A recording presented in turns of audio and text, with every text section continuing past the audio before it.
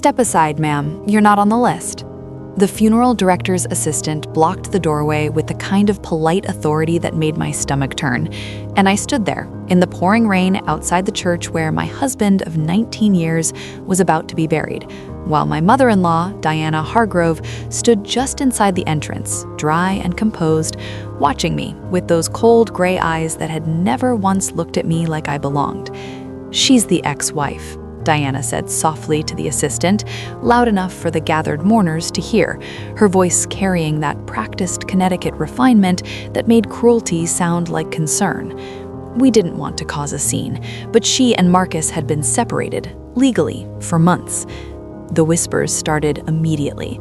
Heads turned. A woman in a black Chanel coat leaned toward her companion and said something behind her gloved hand. And I stood there, soaking wet, holding the eulogy I had written at 3 a.m. because Marcus had asked me to write it, had called me from the hospital 2 days before he died, and said, "Reese, you're the only one who ever really knew me. Please." But how did the doors open anyway? How did Marcus's oldest friend and business partner, a man named Cole Whitmore, who had known us both since the beginning, push past 3 people in the entryway and grab my arm and say 4 words that cracked the morning wide open? "She stays. Marcus's orders." Diana's composure fractured exactly 1 millimeter, which, on her face, was the equivalent of screaming. Cole didn't look at her. He looked at the assistant, then at the crowd, then he reached into the breast pocket of his jacket and produced a folded document, notarized, dated 4 days ago, signed by Marcus James Hargrove himself, designating me, Reese Hargrove, as the sole authorized speaker at his funeral service, the person entrusted with his final words to the world, and listing in clear legal language that no member of his family of origin was permitted to alter, override, or obstruct that arrangement. The assistant stepped back. Diana said my name, just my name, the way a person says a word they've always despised, and Cole walked me through the door. I want to tell you who Marcus was before he became a Hargrove in the way his family meant it, before they turned his last name into a brand, a legacy, a carefully managed inheritance of expectation and performance. Marcus grew up in Greenwich, the youngest of 3 sons born to Diana and Richard Hargrove, who had built a pharmaceutical distribution company in the 80s and transformed it into exactly the kind of wealth that doesn't announce itself, it simply assumes. The oldest son, Richard Jr., was dutiful and sharp and married a woman named Courtney whose family owned a vineyard in Napa and who had the kind of effortless poise that made every room feel like a stage she'd been born to stand on. The middle son, Fletcher, was a venture capitalist with offices in 3 cities and a laugh that always sounded like it was performing for someone. And then there was Marcus, who had an undergraduate degree in English literature, a master's in urban planning, and absolutely no interest in pharmaceutical distribution, who had once told his mother at a holiday dinner that he believed inherited wealth was a moral problem and had then asked for more sweet potatoes, completely unbothered.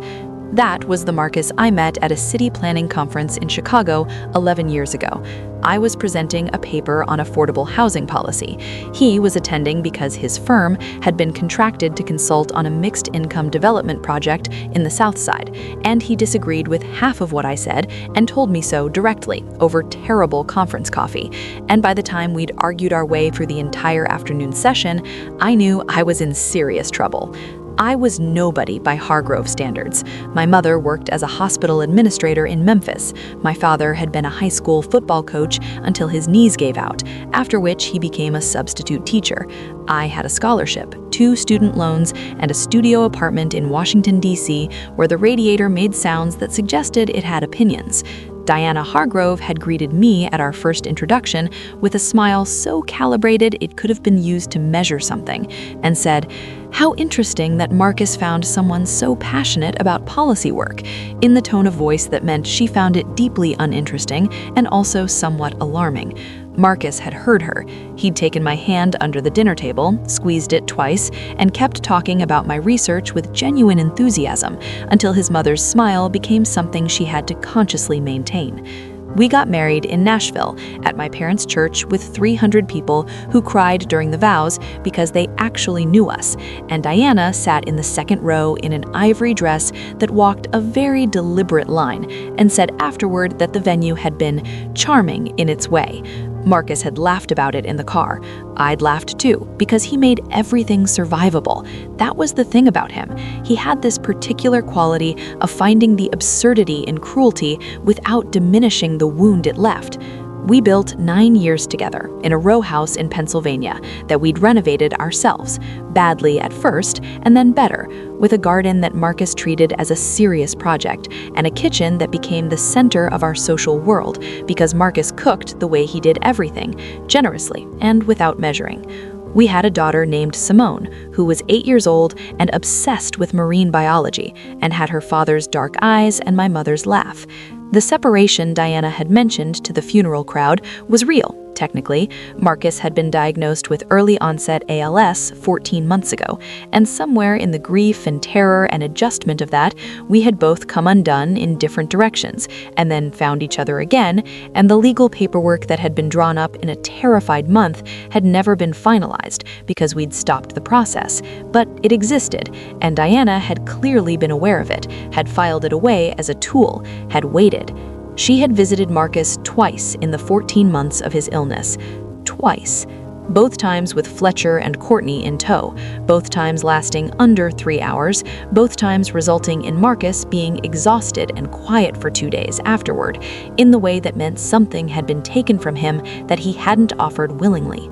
I had been there every week, every doctor's appointment, every physical therapy session, every morning he couldn't button his own shirt and needed someone who would help him without making him feel like a patient. Simone had spent weekends with him, drawing pictures of whales and sharks and leaving them taped to his refrigerator until his whole kitchen was a marine biology gallery.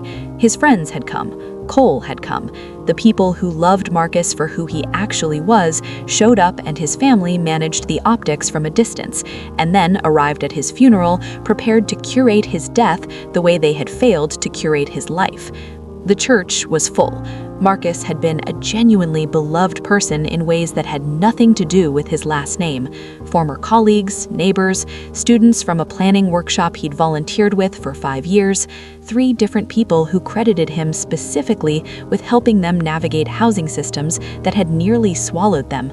Cole walked me to the front of the church while Diana watched from the family pew with an expression that had nowhere to go. I stood at the podium and I looked at Simone in the 3rd row, sitting between my mother and Marcus's college roommate, and she gave me the smallest nod, the one she'd been giving me since she was 4 years old when she wanted me to know she was okay. I unfolded the eulogy. I read every word. I told them who Marcus Hargrove actually was. Not the legacy, not the family name, not the carefully managed version Diana had spent 30 decades trying to produce. The man who argued with me over conference coffee about housing policy and been completely right about his 4 points and gracious enough to admit it. The man who cooked Sunday dinners for 12 people every chance he got. The man who sat with me on our bathroom floor at 2 in the morning after his diagnosis and said, "I need you to help me figure out how to do this without wasting any of it," and meant every single word. The man who called me 4 days before he died and said, "Promise me Simone knows she came from something real." I promised. I kept it.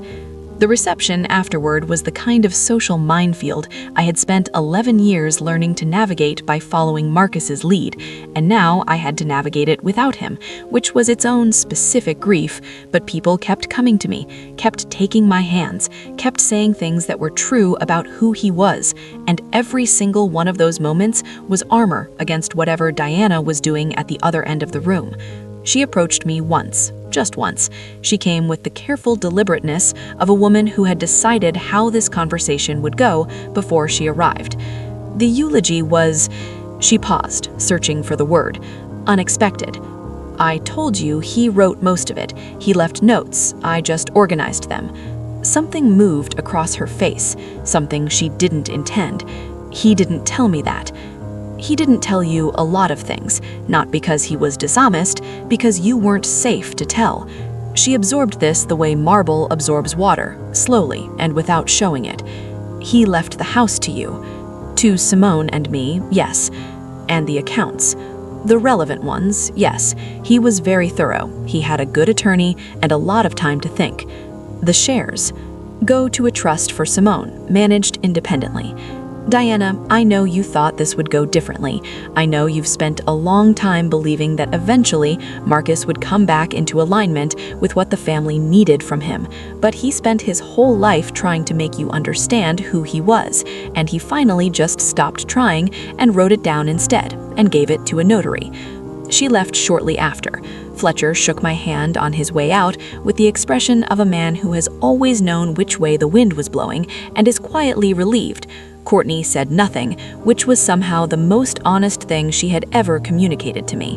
Cole stayed until the last person left, helped me collect Simone, walked us to the car. I know he planned all of it, the document, the attorney, all of it. He started planning 2 weeks